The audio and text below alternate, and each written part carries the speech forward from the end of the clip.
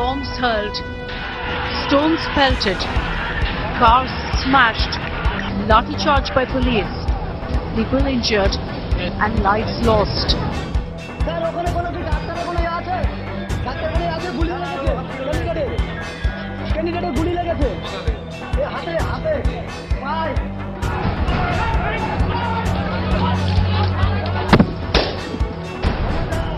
There is no end to Bengal blood politics in the run-up to the Panchayat elections. 8 जुलाई को waste Bengal में panchayat election होना है and nomination की पहले दिन से ही वायलेंस शुरू हो गया है एंड अभी तक 9 लोग मारे जा चुके हैं।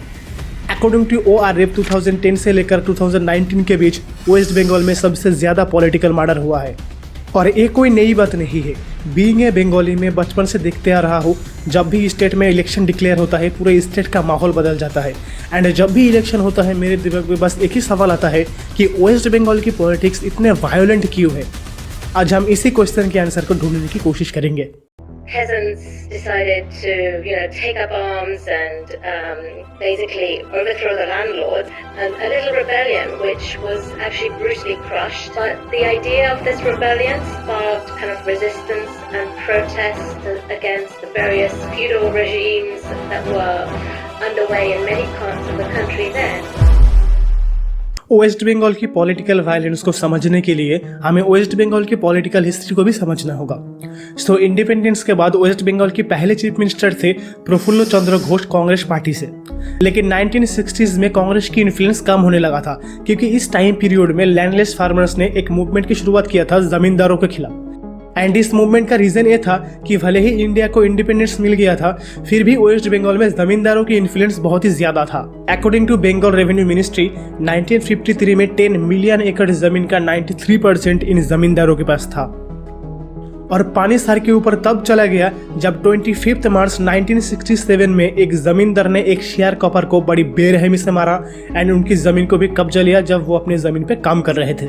जमींदारों की इस तरह की नाइंसाफी से फार्मर्स तंग आ गए थे एंड उन्होंने एक रेविलियन मूवमेंट की शुरुआत किया। ये मूवमेंट शुरू हुआ था नक्सलबाड़ी से, इसलिए उस मूवमेंट को नाम दिया गया नक्सल मूवमेंट। इस नक्सल मूवमेंट को लीड कर रहे थे चारू मजूमदार, जो मानते थे कि अब एक रेवोल्यूशन की जरूरत है। इस मूवमेंट की वजह से पॉलिटिकल पार्टीज अलग अलग लोगों में डिवाइड हो गए, जैसे कांग्रेस अपर कास्ट एंड जमींदारों की पार्टी हो गए, CPIM मिडिल क्लास फार्मर की पार्टी हो गए एंड CPIML SC/ST फार्मर्स की पार्टी हो गए। नक्सल मूवमेंट कोलकाता में भी खूब पॉपुलर हुआ, जैसे शाम बाजार, दम, college street, Jadavpur and Tollygunge जैसे इलाकों में, जहां नक्सल स्टूडेंट्स मूर्तियों को तोड़ रहे थे, एग्जाम्स को रोक रहे थे and police and government officials को टारगेट कर रहे थे। पुलिस नक्सल मूवमेंट को रोकने के लिए फेक एनकाउंटर के जरिए नक्सल एक्टिविस्ट एंड उनके सपोर्टर्स को मारने लगे थे। ऑन दी अदर हैंड 27 फरवरी 1971 में ऑल इंडिया फॉरवर्ड ब्लॉक के चेयरमैन हेमंत बसु की किलिंग के साथ ही वेस्ट बंगाल पॉलिटिक्स में गन कल्चर की भी शुरुआत हो गया था एंड 1972 की स्टेट इलेक्शन में कांग्रेस ने मसल पावर यूज करके अपना सरकार बनाया। 1972 से 1977 के बीच वेस्ट बंगाल में कुछ खास पॉलिटिकल वायलेंस तो देखने नहीं मिला, लेकिन पूरा स्टेट कंप्लीट कांग्रेस डोमिनेशन में था, जिसने किसी भी ऑपोजिशन पार्टी को फ्रीली फंक्शन नहीं करने दिया, जिस वजह से लोगों के मन में एंटी कांग्रेस सेंटीमेंट जगा एंड 1977 के इलेक्शन में लेफ्ट पार्टीज को बहुमत मिला। पावर में आने के बाद लेफ्ट गवर्नमेंट ने 2 पॉलिसीज का यूज किया अपने डोमिनेंस को बनाए रखने के लिए, land reforms and Panchayati Raj institution.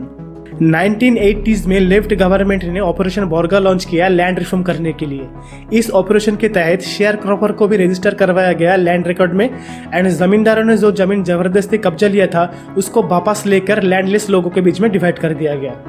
इस पॉलिसी की वजह से रूरल बंगाल की पॉलिटिक्स बिल्कुल बदल गया, क्योंकि ये पॉलिसी बना तो था लैंडलेस लोगों को जमीन देने के लिए, लेकिन जमीन सिर्फ उसी को मिलता था जो लैंडलेस होने के साथ साथ CPIM सपोर्टर भी होता था।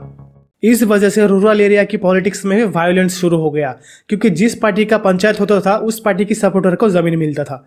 और ये बात मैं किसी आर्टिकल पढ़ के नहीं बोल रहा हूँ, ये मैंने खुद देखा है अपने गाँव में होते हुए। एक्चुअली होता यह था कि सपोज आज इलेक्शन रिजल्ट है एंड कांग्रेस पार्टी ने जीत हासिल की है, तो आज शाम को या फिर अगले दिन सुबह सुबह कांग्रेस पार्टी के सपोर्टर चले जाएंगे जमीन को कब्जाने के लिए, और ये दोनों पार्टीज करते थे। इसके अलावा लेफ्ट गवर्नमेंट ने पंचायती राज इंस्टीट्यूशन को भी डेवलप किया। उनके मुताबिक पंचायत एक जरिया था रूरल एरिया के लोगों में अपना सपोर्ट बनाए रखने के लिए, क्योंकि आज भी वेस्ट बंगाल की 68% पॉपुलेशन रूरल एरिया में ही रहते हैं। एंड उनके ऊपर अपना डोमिनेंस बनाए रखने के लिए सीपीआईएम ने भी वही फॉर्मूला यूज किया जो फॉर्मूला कांग्रेस सालों से करते आ रहे थे। वो है जीरो ऑपोजिशन पॉलिसी, जिसके तहत कोई भी ऑपोजिशन पार्टी को फ्रीली फंक्शन नहीं करने देना। On the other hand CPIM panchayat election जीतने के दौरान ही एक नया पॉलिटिकल सिस्टम क्रिएट कर दिया था, जिसे पॉलिटिकल साइंटिस्ट कहते हैं पार्टी सोसाइटी। ऐसे सिस्टम में पार्टी एंड सोसाइटी के बीच डिफरेंस कम होने लगता है एंड सबकी पहचान पॉलिटिकल पार्टी के नाम से ही होता है। पॉलिटिकल साइंटिस्ट पार्थो चैटर्जी ने बताया, वेस्ट बंगाल में सबसे इम्पोर्टेंट इंस्टीट्यूशन फैमिली, कास्ट या रिलीजन नहीं है, बल्कि पॉलिटिकल पार्टी है जिसे आप सपोर्ट करते हो। लेकिन पार्टी सोसाइटी डेवलप कैसे हुआ?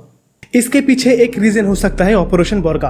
ऑपरेशन बोरगा से पहले गांव में जो भी प्रॉब्लम होता था उसे जमींदारी सॉल्व करते थे, लेकिन सरकार ने जब जमींदारी प्रथा को खत्म कर दिया तब गांव में एक गैप क्रिएट हुआ और उस गैप को फुलफिल किया लेफ्ट के पार्टी वर्कर्स ने।